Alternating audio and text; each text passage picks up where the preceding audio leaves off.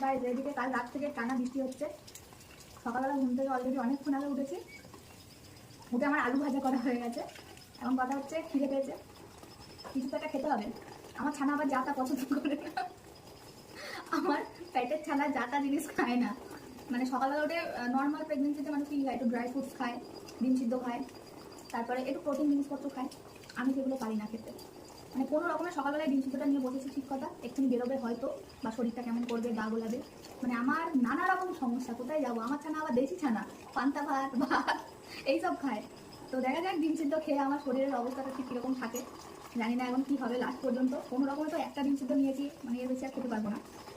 তো dry fruits তো খাওয়াই হয় না, প্রথম 3-4 মাস ভালো মতো খেয়েছি, 4 মাস বল 5 মাস, 4-5 মাস মতো খেয়েছি না। তারপর থেকে আমার খাওয়া উঠে গেছে, কি আর বলবো, কিচ্ছু বলার নাই।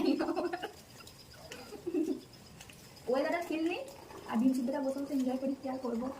তো দেখা যাক।